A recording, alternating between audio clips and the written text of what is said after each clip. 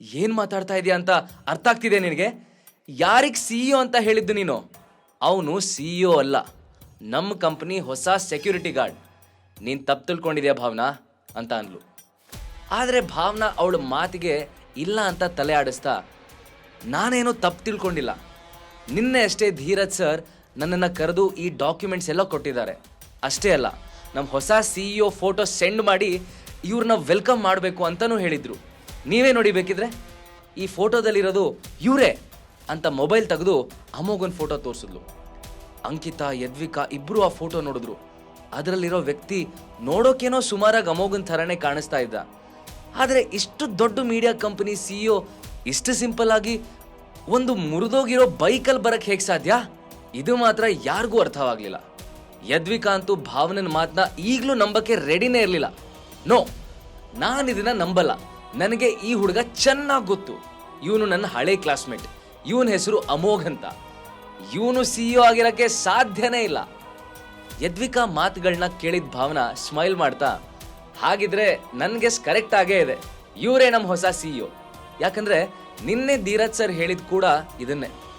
ಅವರು ನನ್ನ ಹತ್ರ ಹೊಸ CEO ಅಮೋಘ್ ಅಂತ ಹೇಳಿದ್ರು. ಅಷ್ಟಕ್ಕೂ ಈ ಫೋಟೋ 3 ವರ್ಷ ಹಳೇದು.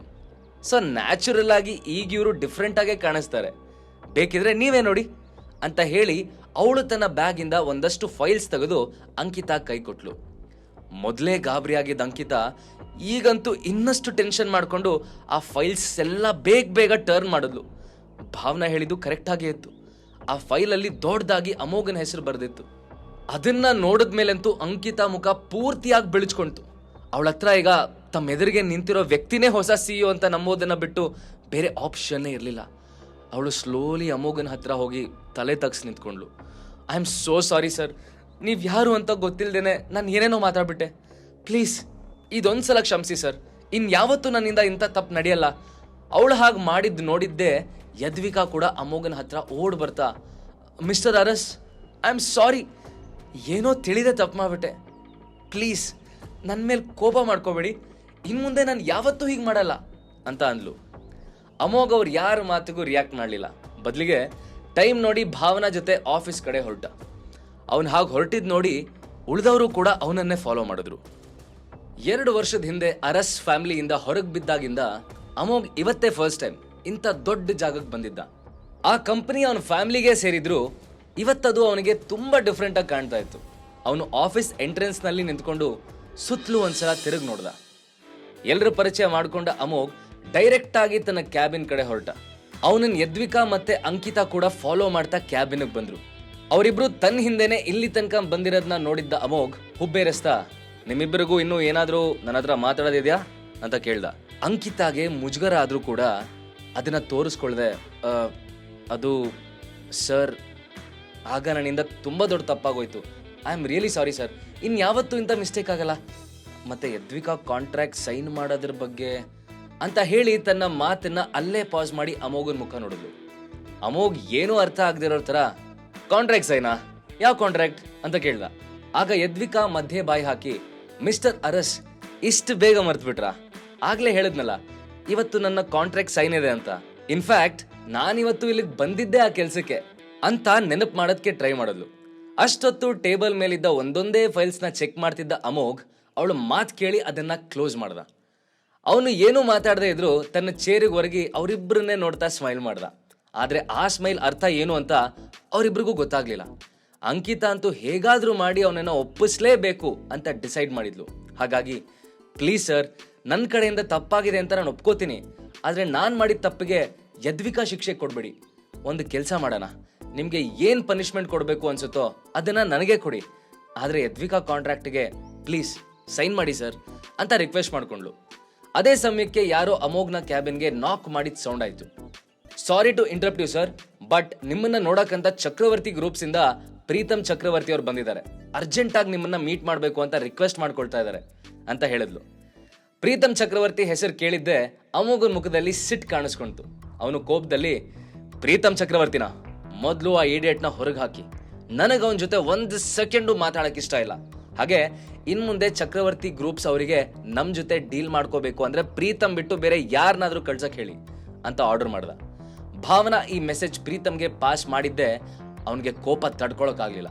ರುಕ್ಮಿಣಿ ದೇವಿಗೆ ಪ್ರೀತಮ್ ವಿಷಯ ಗೊತ್ತಾಗಿದ್ದೆ ಅವರು ಇಮಿಡಿಯೇಟ್ ಆಗಿ ಎಮರ್ಜೆನ್ಸಿ ಮೀಟಿಂಗ್ ಕರೆದ್ರು. ಸ್ವಲ್ಪ ಸಮಯಕ್ಕೆ ಎಲ್ಲರೂ ಒಂದ್ ಕಡೆ ಬಂದು ಸೇರ್ತಿದ್ದಂಗೆ ಮಾತು ಶುರು ಮಾಡಿದ ರುಕ್ಮಿಣಿ ದೇವಿ, ನಿಮ್ಗೆಲ್ಲ ಈಗಾಗಲೇ ವಿಷಯ ಗೊತ್ತಾಗಿರ್ಬೋದು, ಇವತ್ತು ಪ್ರೀತಮ್ ಅರಸು ಮೀಡಿಯಾಗೆ ಹೋಗಿದ್ದ, ಆದ್ರೆ ಅವನು ಹೋಗಿದ್ ಕೆಲ್ಸ ಸಕ್ಸಸ್ ಆಗ್ಲಿಲ್ಲ ಅಂತ ಹೇಳಿದ್ರು. ಆಗಷ್ಟೇ ಮನೆಯೊಳಗೆ ಬರ್ತಾ ಇದ್ದ ಪ್ರೀತಮ್ ಈ ಮಾತು ಕೇಳಿದ್ದೇ ಸಿಟ್ಟಾಗಿ, ಏನೋ ಸಕ್ಸಸ್ ಆಗದ ಅಜ್ಜಿ, ಅವ್ರು ನನ್ನನ್ನ ಮೀಟ್ ಮಾಡಕ್ಕೆ ಒಪ್ಲಿಲ್ಲ. ಆ ಹೊಸ ಸಿಇಒ ತನ್ನನ್ನ ತಾನು ಏನ್ ಅನ್ಕೊಂಡ್ಬಿಟ್ಟಿದ್ದಾನೆ, ನನ್ನನ್ನ ಈಡಿಯಟ್ ಅಂತ ಹೇಳ್ದ ಗೊತ್ತಾ? ಅಷ್ಟೇ ಅಲ್ಲ, ಇಮಿಡಿಯೇಟ್ ಆಗಿ ಆಫೀಸಿಂದ ಹೊರಗೆ ಕಳ್ಸಕ್ ಹೇಳ್ದ. ಇನ್ಯಾವತ್ತೂ ನಾನು ಆ ಕಡೆ ಮುಖ ಹಾಕ್ಬಾರ್ದಂತೆ, ಹಾಗೆ ಹೇಳಿ ಕಳ್ಸಿದಾನವನು ಅಂತ ಕೂಗಾಡಕ್ ಶುರು ಮಾಡ್ದ. ಪ್ರೀತಮ್ ಮುಖ ಅಂತೂ ಸಿಟ್ಟಲ್ಲಿ ಕೆಂಪಾಗ್ಬಿಟ್ಟಿತ್ತು. ಆದ್ರೂ ಅಲ್ಲಿರೋ ಯಾರಿಗೂ ಅವನಿಗಾಗಿರೋ ಅವಮಾನಕ್ಕೆ ಅರಸು ಮೀಡಿಯಾದಿಂದ ಎಕ್ಸ್ಪ್ಲನೇಷನ್ ಕೇಳೋ ಧೈರ್ಯ ಇರಲಿಲ್ಲ.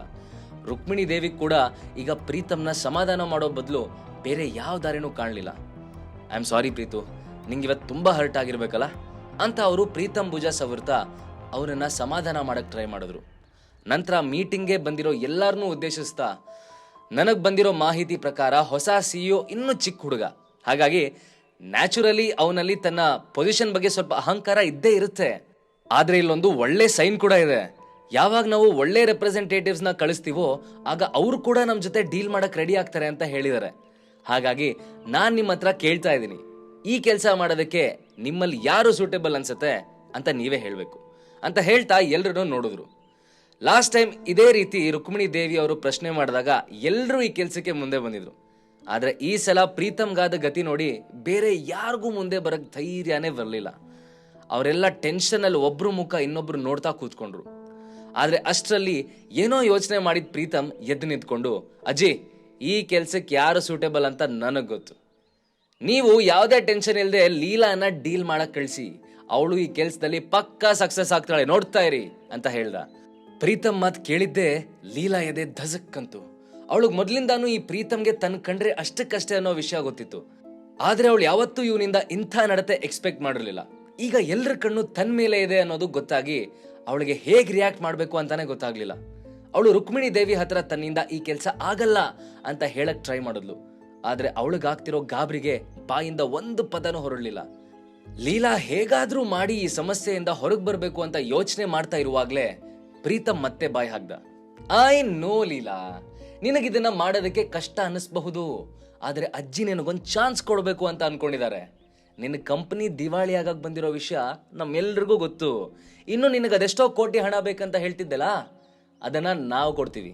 ಅದರ ಬದಲಾಗಿ ನೀನು ಈ ಡೀಲ್ ಕ್ರ್ಯಾಕ್ ಮಾಡಬೇಕು. ಒಂದ್ ವೇಳೆ ನೀನೇನಾದ್ರೂ ಇದರಲ್ಲಿ ಸಕ್ಸಸ್ ಆದ್ರೆ ನಿನ್ನ ಕಂಪ್ನಿನ ಉಳಿಸ್ಕೊಡೋ ಜವಾಬ್ದಾರಿ ನಮ್ದು ಅಂತಂದ ಪ್ರೀತಮ್.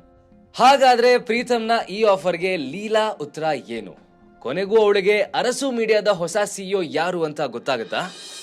ಹಾಗಾದ್ರೆ ಈಗಲೇ ಡೌನ್ಲೋಡ್ ಮಾಡಿ ಪಾಕೆಟ್ FM ಮತ್ತು ಕೇಳಿ ಅರಸು.